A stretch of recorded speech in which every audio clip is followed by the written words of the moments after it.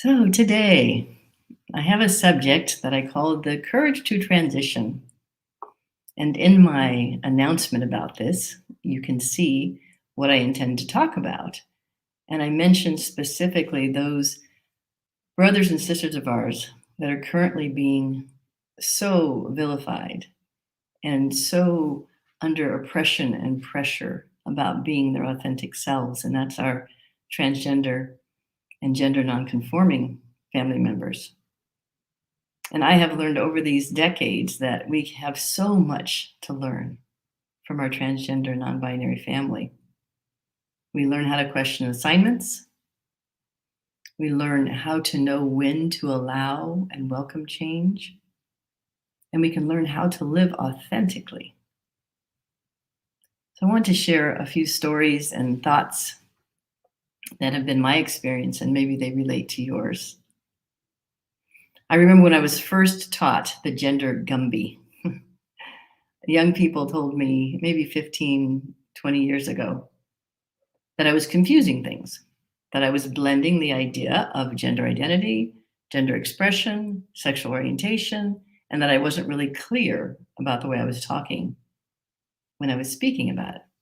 So they gave me the exercise and said, now let's teach you. When you are born, you are assigned a gender. And that is done by the doctor and society. They say, this is a girl. This is a boy. So we have an assignment there.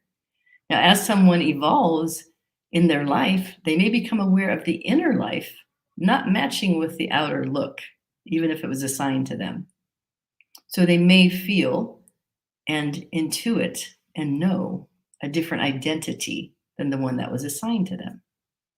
So they have an assigned gender, but they may have a different gender identity than that. And then there are people who, of course, express gender differently. All of us do. All of us express our identity in different ways. So gender identity is the outward idea of how we express also. And that can have a multitude of expressions as we see in the world. We see in nature, and it's natural for human beings to express differently. And then our sexual orientation is another thing altogether, who we actually want to be intimate with in our lives. And so those things are all distinct aspects of the richness and the beauty of being human beings. And there's a spectrum for all of it. There's a spectrum for gender expression. There's a spectrum for gender identity, people who identify as non-binary, people who identify as several different ways of being human, male, female. There's a spectrum for all of it. And we want to recognize the beauty of that spectrum. But we can specifically learn from our transgender family. I remember when I made mistakes with pronouns, which I continue to do, because it's still a new language for me. I'm learning Italian and I find it very challenging sometimes, and I will often use the wrong pronoun, the wrong verb tense. I'll use the wrong, modifier, all those things, because I'm learning the language. So when I was first introduced to the idea of someone who presented to me externally as male, wanting to be identified with the female pronoun, my brain was having difficulty changing with that. So I was corrected.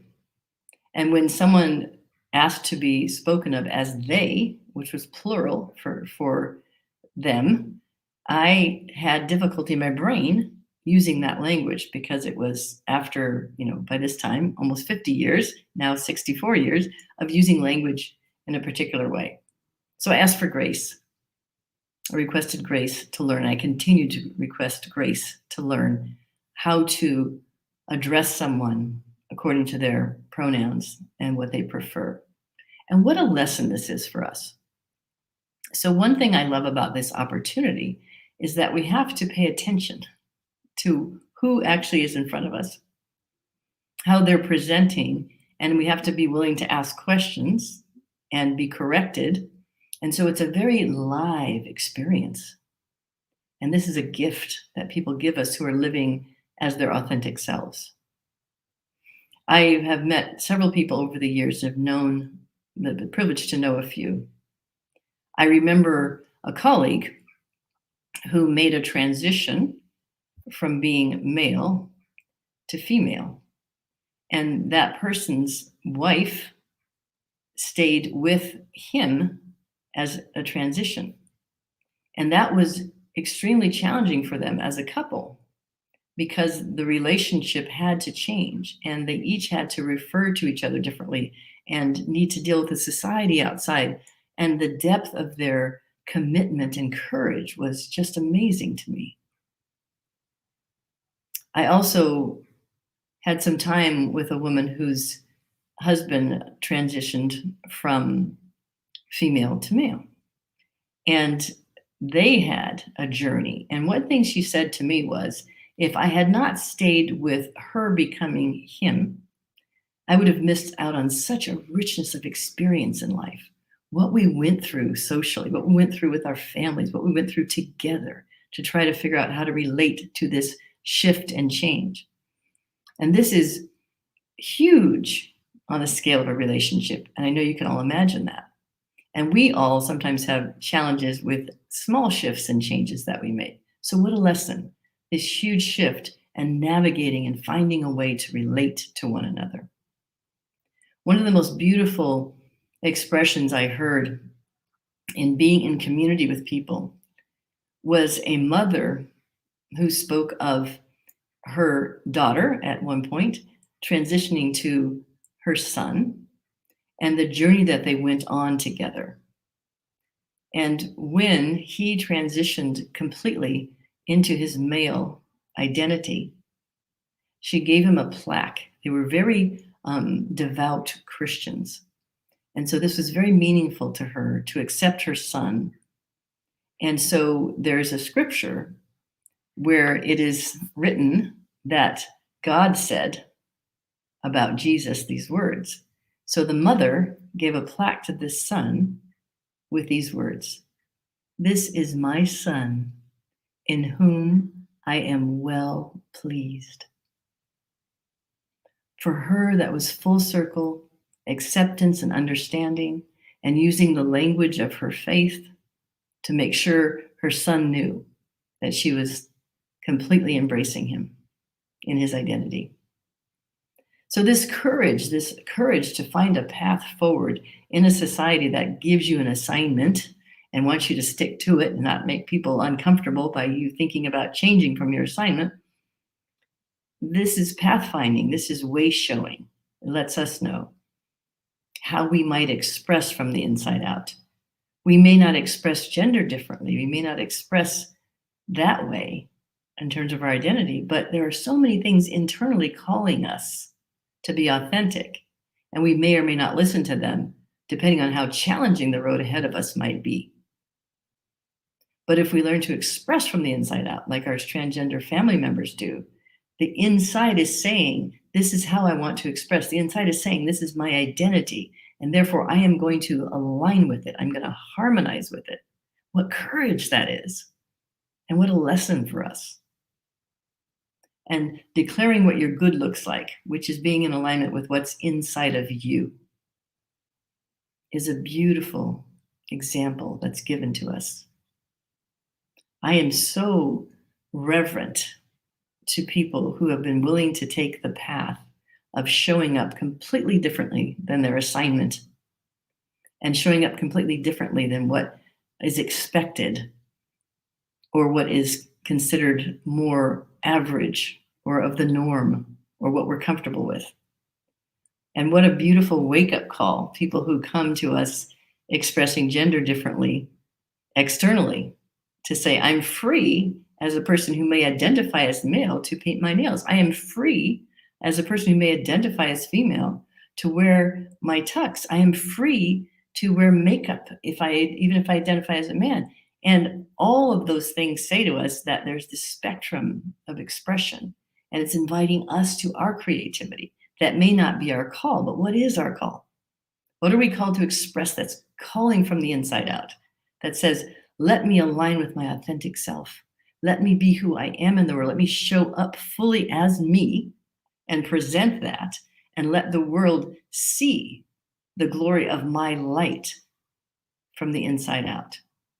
What a gift. So as I think about these things, I wonder where I hold back. Where do you hold back?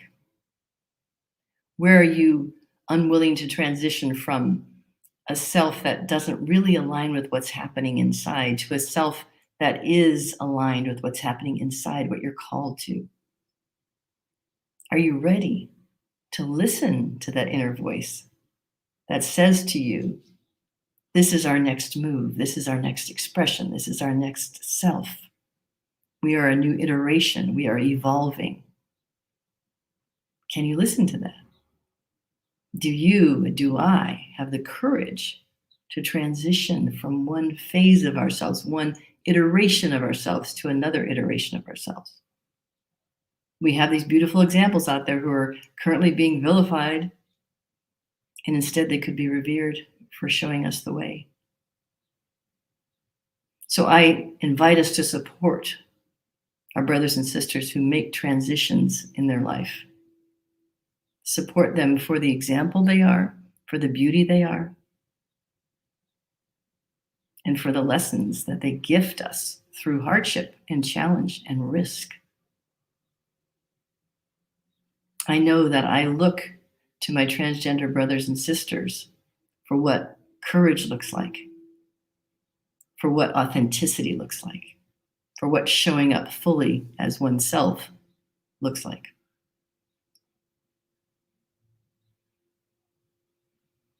Today, we have an opportunity to go within, know ourselves deeply, inquire about what is next and what is the expression that's uniquely ours to give. And in this way, we honor all of those who've come before us and those who struggle and fight right now to show up as themselves and risk, in some cases, even their lives to do so. In honor of them and in honor of the gift of life ourselves, let's have courage to make the changes as we are called to, from the inside out. And while we're doing so, there's a beautiful expression, and I'm a Disney fan, I'll admit it. I'm coming out about that right now. And I love the new Cinderella, the one with people in it. And her mother taught her one lesson, and her lesson was have courage and be kind. Being kind to yourself, kind to others as they're making their changes and their transitions, and be open to the learning, even when it's uncomfortable. Open your arms while I'm speaking right now. Just open your arms and imagine that something inside of you is calling for a change, and being willing to let life itself transform you and let you transition to your next level of aliveness and awakeness and giving. This is life. This is what we're here to do and be. Namaste.